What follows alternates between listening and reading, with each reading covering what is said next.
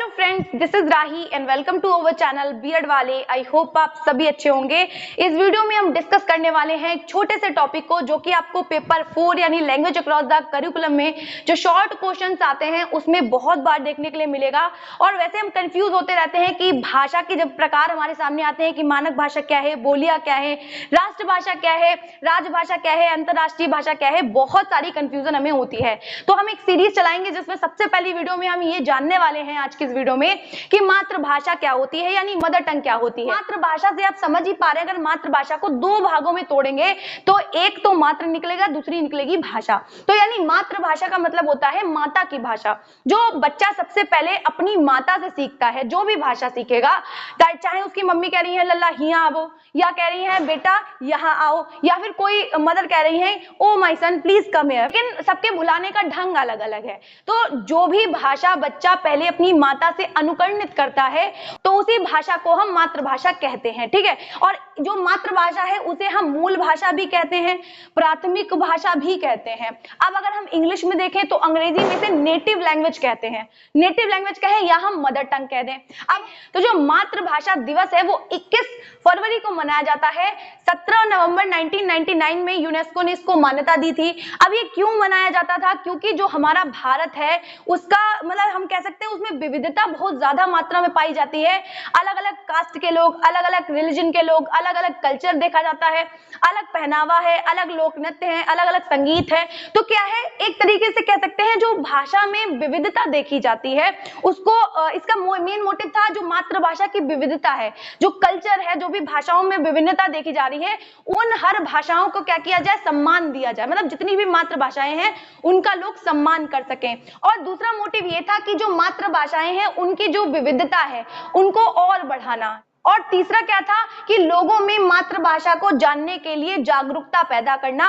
तो इस तरीके से क्या था, हम मातृभाषा को हमने देख लिया। अब देखिए, जो मातृभाषा है, जो भी बच्चा जन्म के बाद जो शैशवावस्था होती है वहां से जो लैंग्वेज सीखता है, सबसे पहले जो लैंग्वेज सीखता है वो मातृभाषा है। और मातृभाषा जिस भी बच्चे की होगी उस भाषा को बोलने में वो कभी अटकेगा नहीं। एक बच्चे की एक से ज्यादा नेटिव लैंग्वेज हो सकती है अगर उस तरीके का उसे इन्वायरमेंट मिला हुआ है, क्योंकि नोम चोम्स्की कहते हैं कि 5 साल तक जो हमारे अंदर यंत्र फिट है LAD यानी लैंग्वेज एक्विजिशन डिवाइस, वो बहुत ज्यादा एक्टिव रहता है। अगर आपने बच्चे को ऐसा इन्वायरमेंट दिया है कि वो मतलब इंग्लिश बोलने वाले लोगों के बीच भी रहा है और हिंदी बोलने वाले लोगों के बीच भी रहा है, तो जो उसकी नेटिव लैंग्वेज है वो एक से ज्यादा हो सकती है। और अगर जो बच्चा होता है मतलब उसके कल्चर के बाद और उसकी जो भी मतलब कह सकते हैं ना आइडेंटिटी होती है, कास्ट आइडेंटिटी है, उसके बाद अगर कोई सबसे करीबी होता है उसके, तो वो उसकी मदर टंग ही होती है, उसकी मातृभाषा ही होती है। क्यों? क्योंकि उसके परिवार में भी वही बोली जा रही है, कम्युनिटी में भी, मतलब डेली लाइफ में वो उसी भाषा का यूज कर रहा है। प्राथमिकता दी जाती है मातृभाषा को। और जो भी मातृभाषा का यूज अपनी पहली भाषा के रूप में करता है हम उसे मातृभाषी वक्ता कहते हैं, ठीक है। तो इस तरीके से हमने क्या समझा, मातृभाषाओं को समझा। अब मातृभाषाएं जो है वो संविधान में 15 मातृभाषाओं को जगह दी गई है। वैसे अगर हम कुल भाषाओं की बात करें तो 22 भाषाएं संविधान में मानी गई हैं, यानी मतलब उन्हें प्रमाणित किया गया है, ठीक है। अब जो 15 भाषाएं हैं वो कौन कौन सी हैं? सबसे पहले अगर हम बात करें तो आती है हिंदी, फिर आती है मराठी, फिर आती है पंजाबी, फिर आती है गुजराती, और भी होती हैं, ठीक। तो इस तरीके से क्या है, कुछ जो मातृभाषाएं हैं वो हमारे संविधान में उन्हें स्थान दिया गया है। और जो मातृभाषाएं हैं वो क्या करती हैं, इंसान की पर्सनालिटी डेवलपमेंट में बहुत ज्यादा सहायता करती हैं, क्योंकि एक सेल्फ कॉन्फिडेंस जो है वो उसकी मातृभाषा से ही आता है, वो खुद को एक्सप्रेस कर पाता है।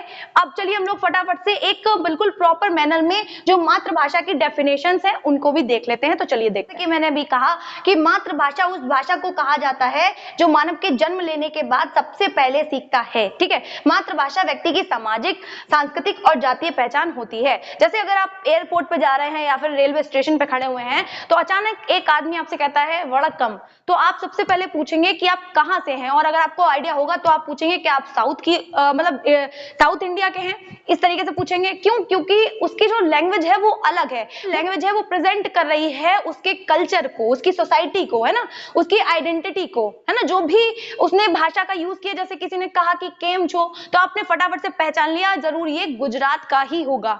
तो क्यों पहचाना? क्योंकि उसकी जो मातृभाषा है, उसकी जो मदर टंग है, वो क्या कर रही है, प्रेजेंट कर रही है उसको। इस तरीके से हमने देखा। उसके बाद अगर हम देखें जो एनसीईआरटी है, उसके अकॉर्डिंग मातृभाषा भाषा का वह रूप है जो एक बच्चा अपनी माँ से किसी विशेष क्षेत्र या समाज से सीखता है। जैसे अगर अब कोई कह दे कि कोई बच्चा अगर पैदा हुआ है और उसकी मम्मी मर जाती है, फिर उसने तो अपनी माता से सीखी नहीं, तो कंडीशन वहां पे अलग होती है। लेकिन कुल मिला के एक लाइन में हम ये समझ सकते हैं, माता से सीखी गई जो भाषा होती है, और अगर मम्मी नहीं है तो उस सिचुएशन में हम कह सकते हैं जो बच्चा समाज में किसी भी के भी साथ रह के, जो समाज में रह के जो वो पहली भाषा सीख रहा है, उसे ही हम मातृभाषा कह रहे हैं। अब हम लोग देखेंगे कि मातृभाषा की विशेषताएं और उसके महत्व, तो चलिए देखते हैं। सबसे पहले अगर हम बात करें तो जो मातृभाषा है वो व्यक्ति की जो मतलब होलिस्टिक जो डेवलपमेंट है वो करने में बहुत ज्यादा सहायता देती है। क्योंकि इसलिए मैंने लिख रखा है कि संपूर्ण व्यक्तित्व का विकास, यानी जो भी पर्सनालिटी डेवलपमेंट है बच्चे का, वो बहुत अच्छे से होता है। चाहे वो हम आंतरिक रूप से देखें, इंटरनली देखें या एक्सटर्नली देखें, मतलब अंदर भी उसका जो मोरल डेवलपमेंट है या जो भी जिस तरीके का विकास है, मेंटली फिजिकली हर तरीके के विकास करने में जो भी मातृभाषा है, जो भी मदर टंग है, वो बहुत ज्यादा साथ देती है।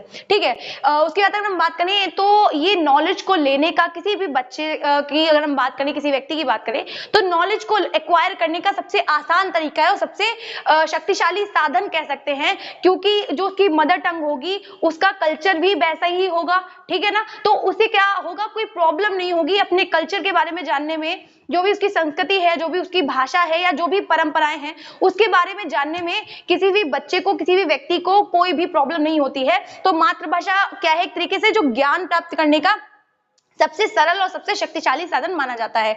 फिर अगर हम बात करें जो हमारी मदर टंग है वो हमें अपने इन्वायरमेंट को समझने में, जानने में मदद करती है। फिर अगर हम बात करें तो प्राथमिक शिक्षा का मुख्य आधार है। क्यों?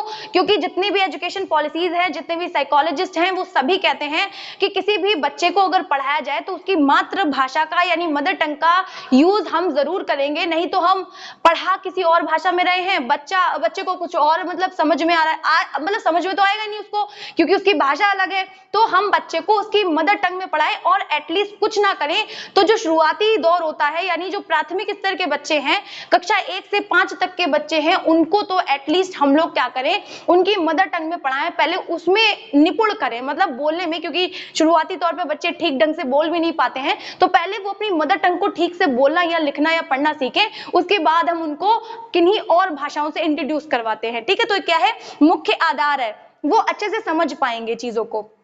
और अगर हम बात करें तो जितनी भी मातृभाषाएं हैं, चाहे अभी हमने बात भी किया था, चाहे हम उड़िया की बात करें, चाहे कन्नड़ की बात करें, तेलुगु, तमिल, किसी की भी बात करें, तो आपको क्या लगता है कि जो तमिल बोलते हैं, क्या वो कहानियां नहीं सुनाते होंगे अपने बच्चों को? या फिर अगर हम बात करें कन्नड़ की या फिर बांग्ला, कहीं पे भी जो भी भाषा बोली जा रही है, क्या वो पहेलियों का या मुहावरों का इस्तेमाल नहीं करते होंगे? जी नहीं, सभी लोग क्या है, जिस भी तरीके की मातृभाषा का यूज करते हैं उसमें कहावतें होती हैं, कुछ लोक कथाएं होती हैं, कुछ कहानियां, कुछ रिडल्स, है ना, सारी चीजें होती हैं, बहुत सारी चीजें होती हैं, जिससे कि क्या होता है, बच्चे का मेंटल डेवलपमेंट होता है। यानी मातृभाषा बच्चे के जो मानसिक विकास है या होलिस्टिक डेवलपमेंट करने में बहुत ज्यादा सहायता करती है। और जितनी भी मातृभाषाएं हैं उन सभी में कहानियां, लोक कथाएं, कहानियां, पहेलियां, सारी चीजें होती हैं। ठीक है। उसके बाद अगर हम बात करें, जो मातृभाषा है वो लोगों की जो आवश्यकताएं हैं उसको जानती है और प्रेजेंट करती है। जैसे जो भी गाने हैं वो भी मदर टंग में ही आते हैं, या फिर हम कह सकते हैं जो डांस किया जाता है या फिर कुछ भी गाया जाता है या जो भी कविताएं होती हैं वो मदर टंग के ही द्वारा यानी मातृभाषा के द्वारा ही प्रेजेंट की जाती हैं। और उन कहानियों में, उन नाटकों में, उन नृत्य में जो भी नृत्य किए जा रहे हैं, जो भी गाया जा रहा है, जो भी कविताएं पेश की जा रही हैं किसी भी व्यक्ति के सामने, वो उसकी मदर टंग से ही रिलेट करती होंगी और उसकी आवश्यकताओं पे आधारित होती हैं। ठीक है।